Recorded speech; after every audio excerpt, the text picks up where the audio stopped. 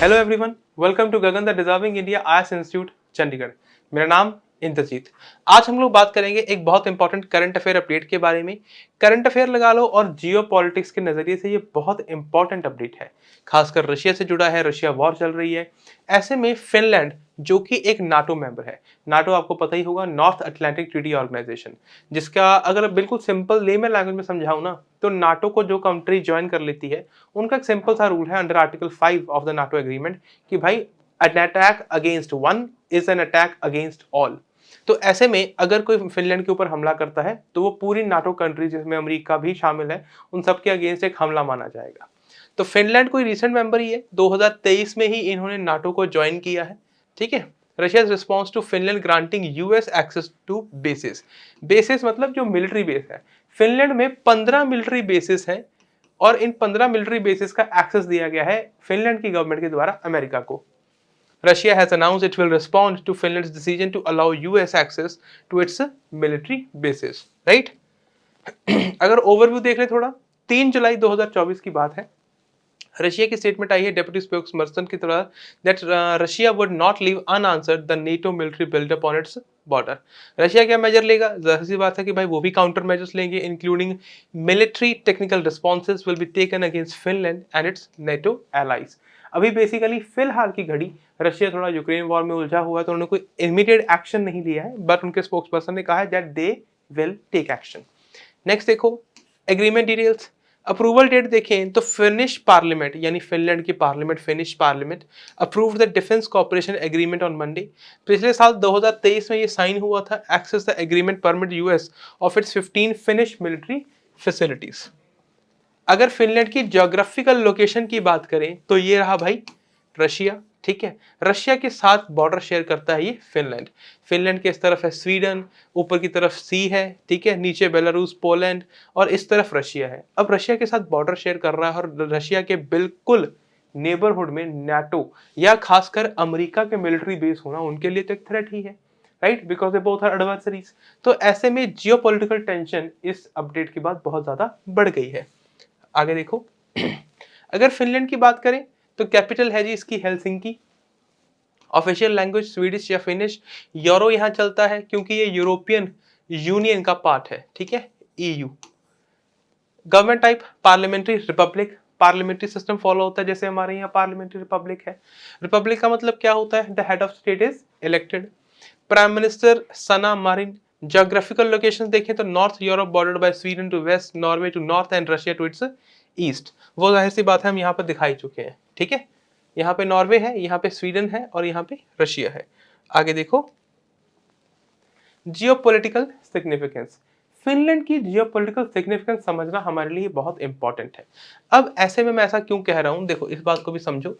Geopolitical significance का मतलब है कि भाई साहब इसकी ज्योग्राफी के बेसिस पे इसकी पॉलिटिकल सिग्निफिकेंस कितनी ज्यादा हो गई है, क्योंकि रशिया के बिल्कुल साथ है, बॉर्डर शेयर कर रहा है, ऊपर से अमेरिका के यहाँ पर मिलिट्री बेस हो गए हैं। तो अमेरिका के साथ रिलेशनशिप, अमेरिका के साथ रशिया की कैसी है वो आपको पता ही है। तो ऐसे में जियोपॉलिटिकल इंपॉर्टेंस इसकी बहुत ज्यादा है। Its proximity to Russia and its membership in NATO enhances its strategic importance. Defense Cooperation recently approved a defense cooperation agreement with the United States, allowing US access to 15 military facilities in Finland, जिसको लेके भाई Russia थोड़ा नाराज हो गया है। Major industries की बात करें, एक बहुत बड़ा टेक्नोलॉजिकल हब है, मैन्युफैक्चरिंग, फॉरेस्ट प्रोडक्ट्स, इसके अलावा रिन्यूएबल एनर्जी। इकोनॉमिक मॉडल देखिए, highly industrialised mixed economy with strong welfare state. वहां पर टैक्सेस बहुत ज्यादा है बट उनकी वेलफेयर पॉलिसीज भी बहुत ही ज्यादा अच्छी हैं। Innovation and technology hub, Nokia जैसी कंट्रीज, नोकिया जैसी कंपनी, सॉरी, फिनलैंड जैसी कंट्री से आती हैं। नेक्स्ट देखो social and cultural aspect. High education system, renowned for its high quality education system, consistently ranking among the best in the world. Healthcare, universal health care system वहां पर हम अभी dream कर रहे हैं, वहां पर ऑलरेडी प्रेजेंट है। Focus on public health and preventive care. अगर देखें तो HDI ह्यूमन डेवलपमेंट इंडेक्स में भी इनका रैंक बहुत अच्छा है। नेक्स्ट देखो environmental policies. Finland is a global leader in sustainability, emphasizing renewable energy, forest management, and environmental conservation. Climate goals देखें, committed to becoming a carbon neutral by 2035. Foreign policy, this is something important क्योंकि ये बात ही international relation से जुड़ी है। तो पहले ये नाटो को लेके थोड़े न्यूट्रल थे, ठीक है, पर जैसे ही ये अपना यूक्रेन के ऊपर हमला किया रशिया ने, तो रशिया के इस एक्शन की वजह से, रशिया के इस एग्रेशन की वजह से भाई फिनलैंड भी थोड़ा कंसर्न हो गया। तो पहले वो नाटो को लेके, नाटो की मेंबरशिप को लेके न्यूट्रल थे, बट उन्होंने 2023 में से ज्वाइन किया। They had a shift in 2023 response to regional security threats. अब रीजनल सिक्योरिटी थ्रेट्स किसकी तरफ से हैं? रशिया की तरफ से हैं obviously. Relationship with Russia, maintain a complex relationship with Russia, balancing between cooperation and addressing the security concerns या issues. Next देखो, सिक्योरिटी कंसर्न्स की अगर थोड़ी डीपली बात करें तो Russian aggression, increased military activity and aggressive posture by Russia, specially following the annexation of Crimea in 2014, उसके बाद यूक्रेन वॉर 2022। जाहिर सी बात है, it heighten the security concerns in Finland. जाहिर सी बात है यार, फिनलैंड की बिल्कुल आपके नेबरिंग कंट्री किसी और कंट्री के ऊपर हमला कर चुका है। पहले 2014 में उन्होंने क्रीमिया एनेक्स कर लिया, फिर 2022 में आके युद्ध ही छेड़ लिया। तो ऐसे में जाहिर सी बात है फिनलैंड का अपना स्ट्रेस लेना जायज है। Geopolitical instability, rising tensions and instability in the Baltic region, Northern European prompted Finland to seek stronger security assurance. अब ये stronger security assurance कहाँ से ले पा रहे हैं? नाटो से ले पा रहे हैं। नाटो में एक सबसे इंपॉर्टेंट मेंबर कौन सा है जी? अमेरिका है। अमेरिका की अमेरिका की रशिया के साथ नहीं बनती है, बिल्कुल नहीं बनती है। Article 5 of NATO principles of collective defence. अब कलेक्टिव डिफेंस का मतलब क्या है कि भाई बहुत सारे मेंबर्स हैं जिनमें अमेरिका भी एक मेंबर है, और अगर कोई भी देश किसी नाटो मेंबर के ऊपर हमला करता है then it will be considered an act against every member of the group, which states that an attack against one member is considered an attack against all, provides a robust security guarantee, right? Next देखो, political alignment, western integration है, a desire to integrate more closely with western political military structures, aligning with European Union partners who are also NATO members. Strategic partnership, अगर America के European union के साथ relation देखें तो वो हमेशा से ही अच्छे हैं। Strengthening strategic partnership with United States and European Union through NATO membership, enhancing Finland's role in regional security. आगे देखो, रीजनल सिक्योरिटी डायनामिक्स की बात करें तो रशिया को डेटर करना भी उनके लिए उतना ही इंपॉर्टेंट है।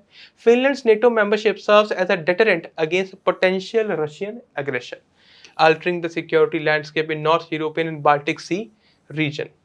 इंक्रीज मिलिट्री प्रेजेंस, अब जाहिर सी बात है कि भाई नेटो को एक्सेस मिल गया, अमेरिका को एक्सेस मिल गया है, तो जाहिर सी बात है वहां पर मिलिट्री प्रेजेंस काफी बढ़ गई है। Activities in Finland and neighbouring countries enhancing collective defence posture.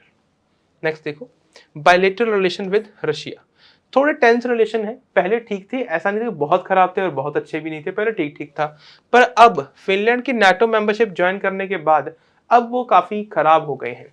is likely to strain relation with Russia, leading to increased political and military tensions.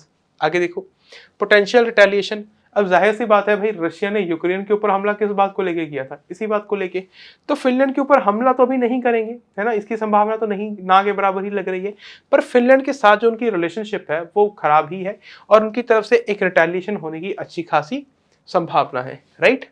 Next देखो, इकोनॉमिक एंड पॉलिटिकल इम्प्लीकेशंस। देखो, अब Finland NATO का member बन तो गया, पर उसके political implications जो होंगे वो तो होंगे ही होंगे, इकोनॉमिक भी होंगे। क्यों? उन्हें अपनी डिफेंस स्पेंडिंग बढ़ानी पड़ेगी। Increase defence spending to meet NATO requirements and obligation impacting Finland's national budget. Political alignment, closer political and military alignment with NATO allies influencing Finland's foreign policy and defence strategies. इसके अलावा अगर देखें, हाँ जाहिर सी बात है उन्हें एनहांस सिक्योरिटी मिलेगी, इंटरनेशनल स्टैंडिंग मिलेगी, enhance international standing and influence with NATO and broader international community contributing to regional and global security initiatives. पर भाई उन्हें इस मेंबरशिप का कहीं ना कहीं शायद थोड़ा खामियाजा भुगतना पड़ सकता है। एक तो अमेरिका के साथ होने की वजह से रशिया की तरफ से जो रिटेलिएशन होगी, पॉलिटिकल इश्यूज होंगे और इकोनॉमिक, ठीक है, वो भी तो सैंक्शंस लगा सकते हैं रशिया वाले, राइट। अगर हम बात करें कंक्लूजन की, तो Finland shift from neutrality to NATO membership is driven by heightened security concerns particularly due to Russian aggression. वो हम पूरे लेक्चर में यही तो समझे, फिनलैंड एकदम से नाटो न्यूट्रलिटी से नेटो की तरफ शिफ्ट हो गया कि नेटो का मेंबर बनने तक चला गया, मेंबर बन गया ऑब्वियसली। तो उसका कारण क्या है? Russian aggression. और खासकर नेटो का article 5 that an attack against one member of it group is an attack against everyone of the group, right. I hope यहाँ पर तक ये आपको टॉपिक समझ आ गया होगा। मेरा नाम इंद्रजीत, हम मिलेंगे नेक्स्ट वीडियो में। तब तक अपना ख्याल रखें, खुश रहें, धन्यवाद।